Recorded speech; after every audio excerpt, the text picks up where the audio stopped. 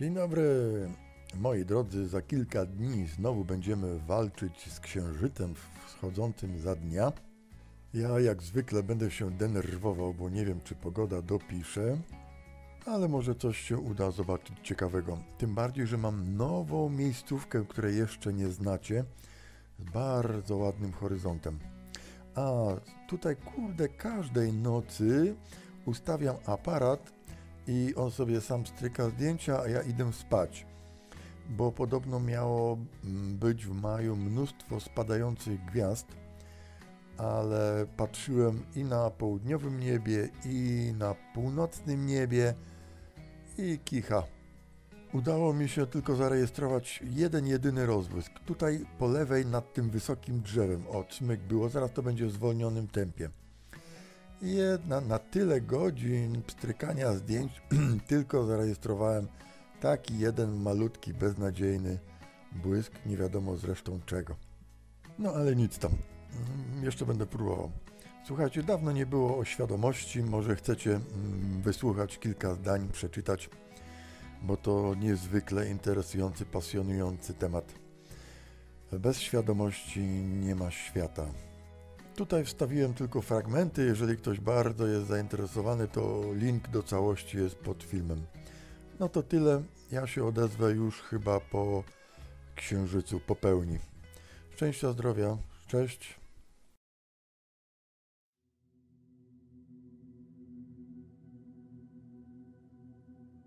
There are two great mysteries which have captivated the human imagination for thousands of years.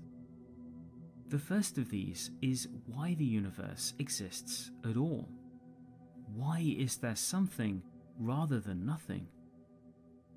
In many ways, this is a primordial question and has been raised by thinkers of every culture. And yet this ultimate mystery of existence is all but eclipsed by another mystery, that conscious minds exist to perceive it and bear conscious witness to the universe. While it is present to every waking moment of our lives, nothing is more mysterious than the fact that reality allows for conscious experience. Consciousness is the gateway of all value, meaning, and significance in the universe, and yet no scientific consensus has ever been reached about how and why we have it. An ancient idea is that the mystery of consciousness and the mystery of existence are intimately connected.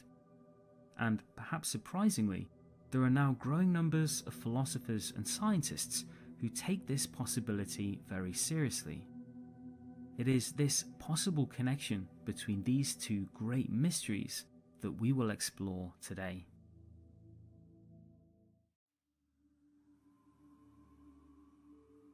Existence from value.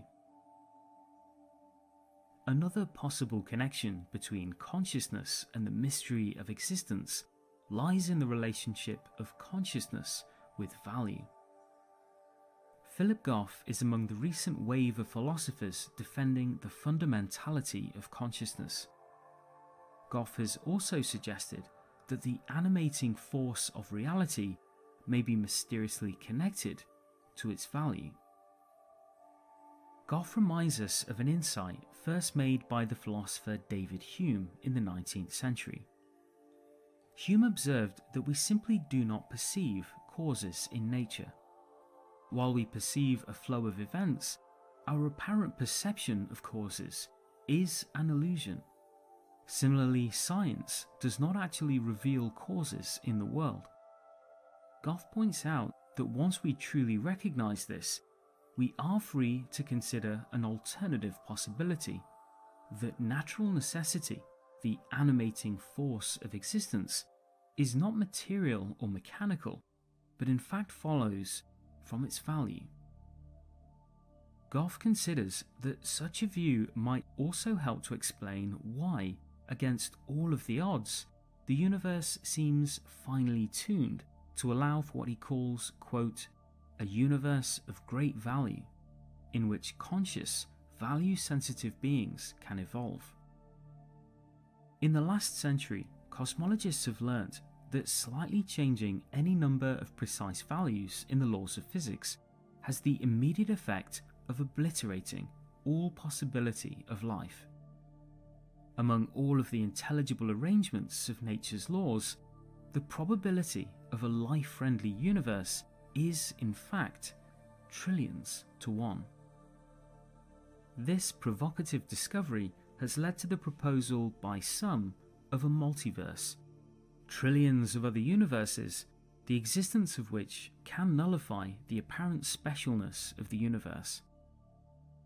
But as Goff and others have argued, fine-tuning may actually be an indicator of the deeper significance and necessity of consciousness on the metaphysical landscape.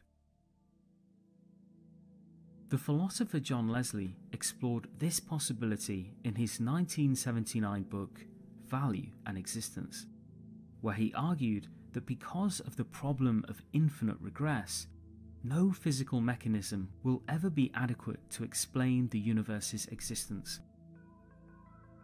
To solve this mystery, we must go beyond materialism and consider that something very different, more akin to value, is the animating force of reality. If so, a universe capable of supporting value-sensitive, conscious minds might have been a metaphysical necessity. Is it possible, as the 20th century philosopher Alfred North Whitehead believed, that, quote, existence itself is the upholding of value intensity, end quote. The view that value is the animating force of existence is a perspective with deep philosophical roots both in Western and Eastern systems of thought. Plato, in particular, believed that the animating first cause of existence was its goodness. For Plato, existence itself held intrinsic value over non-existence, and that this latent value was the generative force of reality. While the human understanding of the universe has progressed a long way since the time of Plato, there are nonetheless philosophers today who argue that Plato was essentially correct, that the underlying nature of the universe is more mind-like than classically physical, and the true creative force of this reality is its value. Consciousness is the vehicle of all value, meaning, and significance in the universe. To put it bluntly, without consciousness, nothing matters. But is it also possible, as we have explored today, that without consciousness, nothing would exist? Hi everyone, I hope you found this interesting. Another highly speculative episode. Of course, it is impossible.